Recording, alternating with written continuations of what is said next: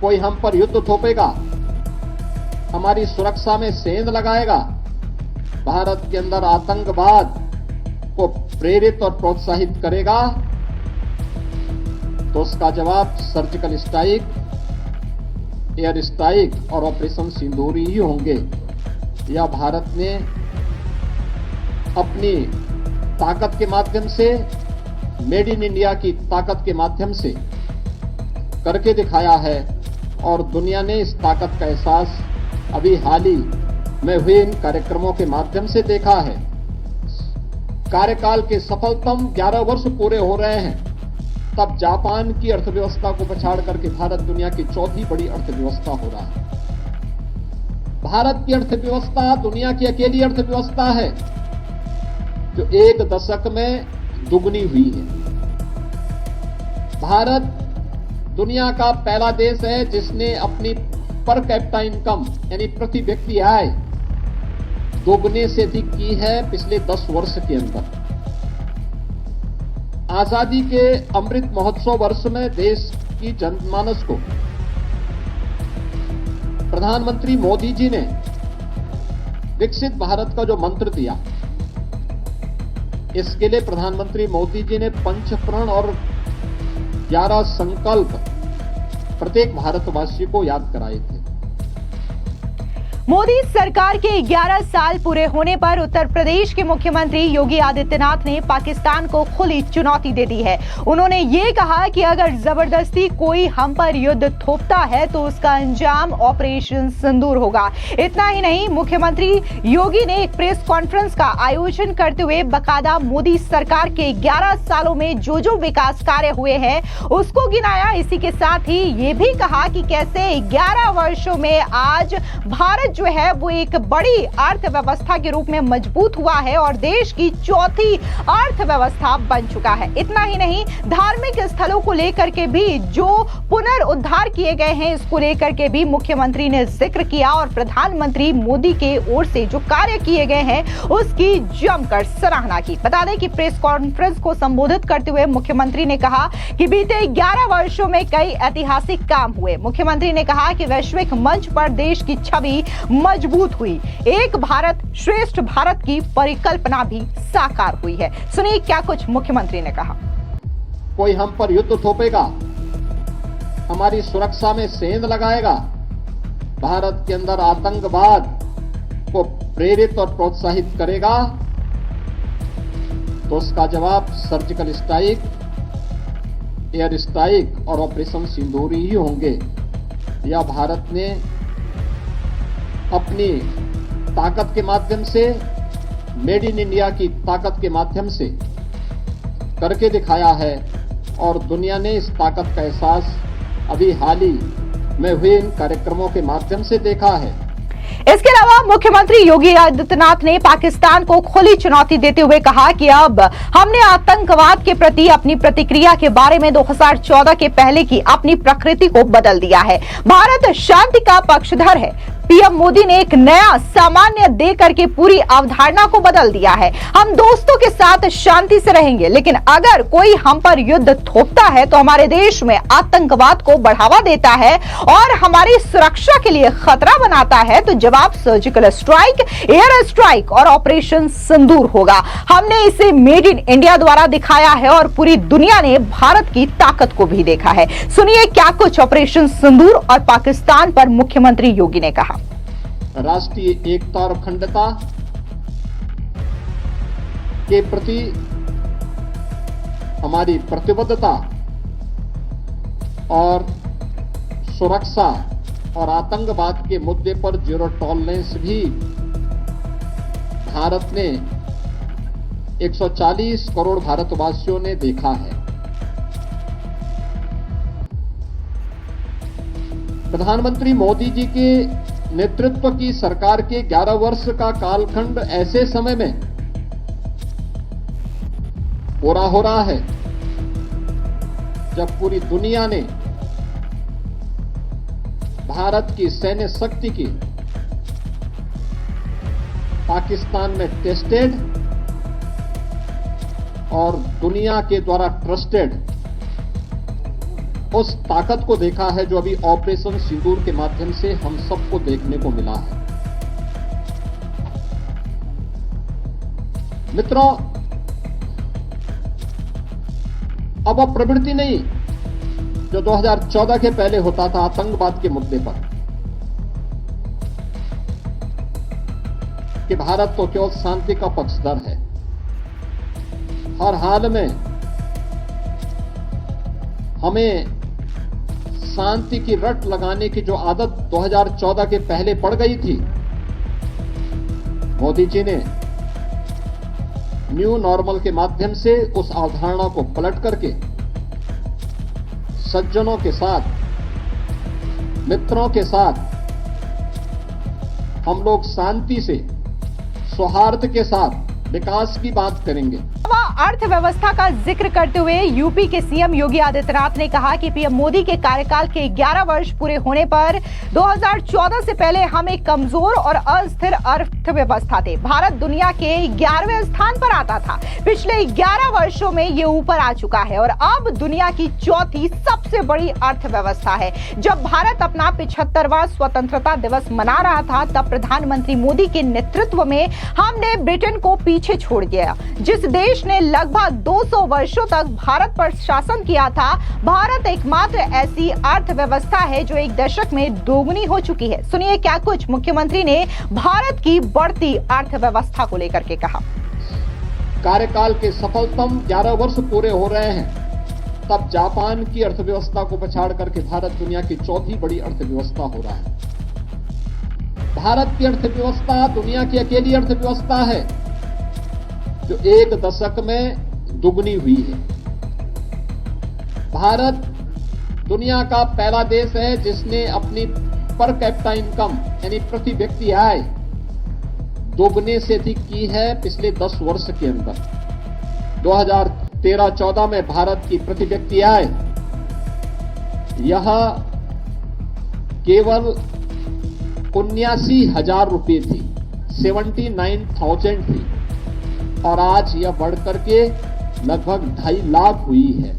आप अनुमान कर दीजिए, इसके दायरे को अगर आप देखेंगे तो यह आपको चौंकाने वाले आंकड़े हम सबको प्रस्तुत करते हैं। भारत का निर्यात कई गुना बढ़ा है और यह एक नई अर्थव्यवस्था के रूप में भारत को स्थापित करने, आगे बढ़ाने की, और याद करना कि 2000 जिस भारत की विकास की दर जिस स्पीड से दुनिया के अंदर बढ़ रही है, 2027 में भारत दुनिया की तीसरी बड़ी अर्थव्यवस्था बनेगा।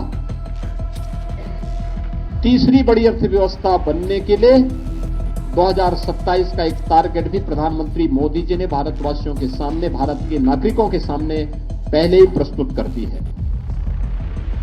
मित्रों, इंफ्रास्ट्रक्चर वर्ल्ड क्लास हो, यह इंफ्रास्ट्रक्चर अर्थव्यवस्था का बाहरी ढांचा होता है, उसकी रीढ़ होती है, और सुदृढ़ अर्थव्यवस्था के लिए आवश्यक होता है बेहतर इंफ्रास्ट्रक्चर। आपने इस बात को महसूस किया होगा कि स्वर्गीय अटल बिहारी वाजपेयी जी ने अपने कार्यकाल के दौरान उन्होंने अर्थव्यवस्था पर एक ध्यान केंद्रित किया था। प्रधानमंत्री ग्रामीण सड़क योजना उस समय उन्होंने लागू की थी। स्वर्णिम चतुर्भुज की योजना हाईवे के लिए लागू की थी। उसके उपरांत अगले 10 वर्ष तक फिर ये योजना ठप सी पड़ गई। यूपीए गवर्नमेंट के दौरान इनकी हाईवे की स्पीड 11 किलोमीटर प्रतिदिन थी। इसके अलावा मुख्यमंत्री ने कहा कि 11 वर्षों में पीएम मोदी ने वैश्विक पहचान दी है। 140 करोड़ भारतीयों में विश्वास का प्रतीक बनाया है। आजादी के 65 वर्षों में कांग्रेस व अन्य अस्थिर सरकारों में लोगों का विश्वास टूट गया था। 11 वर्ष में परिवारवाद और भ्रष्टाचार मुक्त भारत बना है। इसके अलावा मुख्यमंत्री योगी आदित्यनाथ ने धार्मिक क्षेत्रों को लेकर के जो विकास कार्य किया जा रहा है उसकी भी सराहना की। फिर चाहे वो महाकुंभ का जिक्र हो जो कि सफलतापूर्वक तरीके से आयोजित किया गया, जहां पर देश दुनिया के करोड़ों लोगों ने हिस्सा लिया। इतना ही नहीं, जो काशी विश्वनाथ कॉरिडोर है उसका पुनरुद्धार, केदारनाथ मंदिर का पुनरुद्धार और इसके अलावा महाकाल लोक का कॉरिडोर, इन तमाम धार्मिक आयोजनों का भी जिक्र मुख्यमंत्री योगी की ओर से किया गया है। आस्था और अर्थव्यवस्था का बेहतर समन्वय हो सकता है। विरासत भी विकास का माध्यम बन सकती है। ये हम सब ने महाकुंभ के माध्यम से देखा। प्रधानमंत्री मोदी जी का मार्गदर्शन और नेतृत्व ने प्रयागराज महाकुंभ की सफलता को जिन ऊंचाइयों तक पहुंचाया था, आपने उसको महसूस किया होगा। कैसे? उसके माध्यम से हमने एक नए भारत का दर्शन किया। आस्था के माध्यम से आर्थिकी के 5 नए कॉरिडोर यूपी के अंदर बनते हुए दिखाई दिए और उनके माध्यम से उन क्षेत्रों में रोजगार और अर्थव्यवस्था को जो बल मिला है, आज हमें यह विरासत और आर्थिकी का बेहतर समन्वय हम सबको देखने को मिलता है। एक नई काशी के रूप में काशी विश्वनाथ कॉरिडोर, आज काशी के अंदर बाबा विश्वनाथ धाम के निर्माण के बाद श्रद्धालु और पर्यटकों की आई भीड़ और वहां की अर्थव्यवस्था में आए युगांतरकारी परिणाम हम सबके सामने देखने को मिल रहे हैं।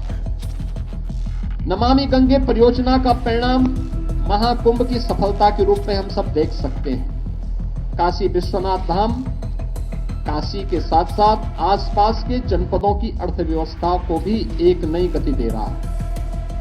अयोध्या में श्री राम जन्मभूमि में 500 वर्षों के बाद रामलला का विराजमान होना, अयोध्या को एक नई विकसित नगरी के रूप में वैश्विक मंच पर स्थापित होना और इसके माध्यम से रोजगार और अर्थव्यवस्था को एक नई गति मिलना। इसी प्रकार से विंध्यवासिनी धाम हो,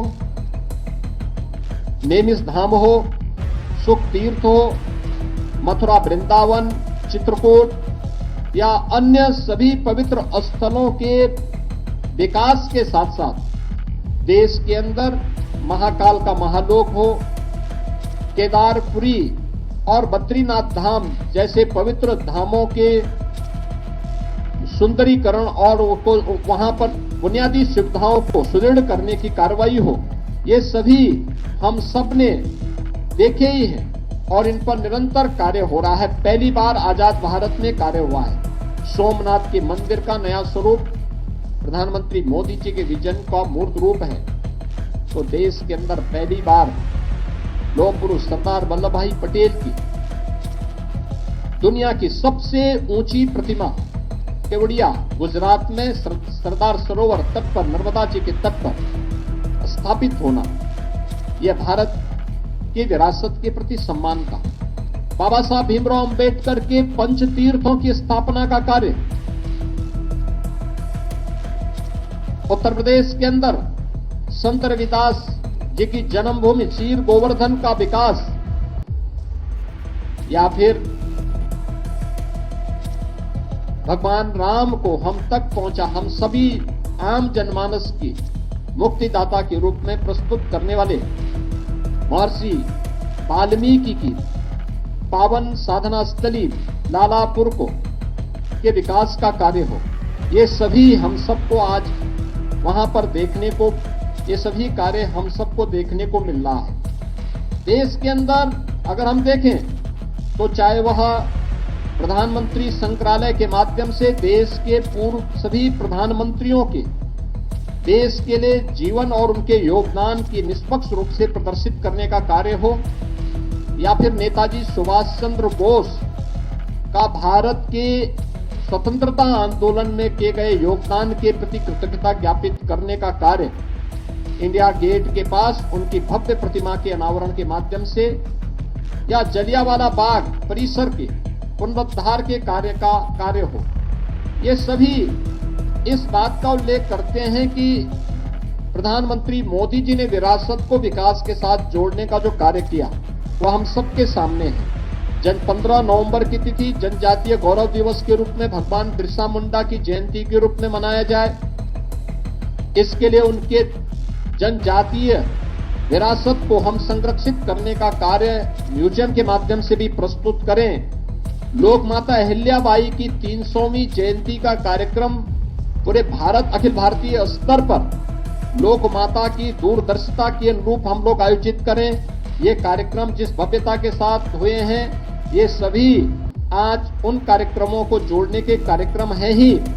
साथ साथ काशी तमिल संगमम का कार्यक्रम दो सभ्यता और दो संस्कृतियों को आपस में जोड़ करके राष्ट्रीय एकता को, एक भारत श्रेष्ठ भारत की परिकल्पना को साकार करने का कार्यक्रम, यह भी प्रधानमंत्री मोदी जी के नेतृत्व में आज हम सबको देखने को मिल रहा है। मित्रों, 11 वर्ष का प्रधानमंत्री मोदी जी का एक कार्यक्रम, हमने इस बात को बहुत स्पष्टता के साथ हम आज महसूस करते हैं कि 11 वर्ष का एक कार्यक्रम हम सबके लिए तकनीक से मोदी जी का जो स्पष्ट कहना था कि जहां तकनीक है वहीं तरक्की है, और जीवन के प्रत्येक क्षेत्र में उन्होंने इसको महत्व दिया है। जहां भाजपा की सरकार है वहीं गरीब कल्याण भी है। आपने देखा होगा भारतीय जनता पार्टी की जहां सरकारें हैं, मोदी जी का स्पष्ट कहना है और उन चीजों को हमने वहां देखा है। शासन अब केवल हम शासन में बैठे इस आधार पर हम केवल अपना अधिकार जताएं नहीं, शासन सेवा का माध्यम बनेगा। सरकार आम जनमानस के साथ सहभागी बनेगी और सुशासन अब संस्कृति के रूप में हमें देखने को मिल रही है। 11 वर्ष के प्रधानमंत्री मोदी जी के शासन काल को हमने इन रूपों में देखा है। 11 वर्ष का यह कार्यकाल सेवा को संकल्प के रूप में, सुशासन को संस्कृति के रूप में और सुरक्षा को सर्वोच्च प्राथमिकता देता है। यही है नया भारत और यही है विश्व का नए भारत पर विश्वास। प्रधानमंत्री मोदी जी का 11 वर्ष का ये कालखंड, ये कार्यकाल नए भारत को एक विकसित और आत्मनिर्भर भारत के स्वर्णिम कालखंड के रूप में प्रस्तुत करता है। इस स्वर्णिम कालखंड के लिए हम उत्तर प्रदेश सरकार और उत्तर प्रदेश वासियों की ओर से आदरणीय प्रधानमंत्री जी को बधाई देते हैं, उनका हृदय से अभिनंदन करते हैं। इसके अलावा सीएम योगी ने कहा कि आजादी के अमृत महोत्सव में देश के जनमानस को विकसित भारत का जो मंत्र दिया, इसमें प्रधानमंत्री मोदी ने पंच प्रण भारतीयों को याद कराए थे। पंच प्रण विकसित भारत का संकल्प, गुलामी की राजनीति से मुक्ति, अपनी विरासत पर गर्व, राष्ट्रीय एकता और एकजुटता और नागरिक कर्तव्य का पालन करना है। सुनिए क्या कुछ देशवासियों को लेकर के यहाँ पर मुख्यमंत्री योगी ने कहा। आजादी के अमृत महोत्सव वर्ष में देश की जनमानस को प्रधानमंत्री मोदी जी ने विकसित भारत का जो मंत्र दिया, इसके लिए प्रधानमंत्री मोदी जी ने पंच प्रण और 11 संकल्प प्रत्येक भारतवासी को याद कराए थे। ये पंच प्रण, और आपने देखा होगा कि 11 वर्ष के कालखंड इन पंच प्रण के दायरे में उन 11 संकल्पों को जीवन का हिस्सा मानते हुए ही आगे बढ़े हैं। ये पंच प्रण विकसित भारत का संकल्प, गुलामी की मानसिकता से मुक्ति, अपनी विरासत पर गर्व, राष्ट्रीय एकता और एकजुटता और नागरिक कर्तव्य का पालन। 11 वर्ष के कालखंड को अगर आप देखेंगे तो सरकार ने विकसित भारत की जो आधारशिला रखी है वह इन्हीं पंच प्रण को ध्यान में रख करके ही रखी है, और इसी पर आधारित विकसित भारत का ये मॉडल जो आज भारत को अपनी विरासत के साथ भी जोड़ता है, दुनिया की एक आर्थिक महाशक्ति के रूप में भी स्थापित करता है और एक सामरिक शक्ति के रूप में भी भारत की ताकत का एहसास दुनिया को कराता है। उस नए भारत के लिए जो 11 संकल्प प्रधानमंत्री मोदी जी ने प्रत्येक भारतवासी के लिए सुनिश्चित किए, उनमें कर्तव्य का पालन, एक समावेशी विकास, गांव, गरीब, किसान, नौजवान, महिलाएं समाज के प्रत्येक तबके को ध्यान में रख करके किए गए कि पिछले 11 वर्षों में गरीब कल्याणकारी, लोक कल्याणकारी कार्यक्रम, इंफ्रास्ट्रक्चर के डेवलपमेंट का जो मॉडल है, ये सभी उसके हिस्से हैं। भ्रष्टाचार मुक्त शासन, टेक्नोलॉजी का उपयोग करके पीबीटी के माध्यम से जो कार्य पिछले 11 वर्ष के अंदर देखने को मिले हैं, स्वतंत्र भारत में 65 वर्षों में इस प्रकार का मॉडल कभी भी देखने को नहीं मिला। कानून का सम्मान, हर व्यक्ति कानून से बड़ा कोई नहीं। हमें कानून का सम्मान करना होगा क्योंकि कानून हर भारतवासी को संरक्षण देता है। वंशवाद की राजनीति का अंत, ये परिवारवाद की राजनीति, ये जातिवाद को भी बढ़ावा देती है, देश के सामाजिक ताने बाने को छिन्न भिन्न करती है। इतिहास की उन गलतियों की पुनरावृत्ति नहीं होने देना है जिसके कारण देश गुलाम हुआ था। उस प्रकार की पुनरावृत्ति फिर न हो, इसके लिए आवश्यक है कि वंशवाद की राजनीति को समाप्त किया जाए। महिलाओं को नेतृत्व, नारी मातृ वंदना कार्यक्रम से लेकर के बेटी बचाओ बेटी पढ़ाओ से लेकर के नारी शक्ति वंदन अधिनियम तक किए गए अनेक कार्यक्रम, सैनिक स्कूलों में बेटियों की भर्ती हो, नेशनल डिफेंस एकेडमी में भी पहली बार महिला भी वहां पर भर्ती हो सकती है और वह भी सेना में उच्च सैन्य अधिकारी के पद पर जा सकती, कमीशन अफसर के रूप में जा सकती है। यह पहली बार हुआ है।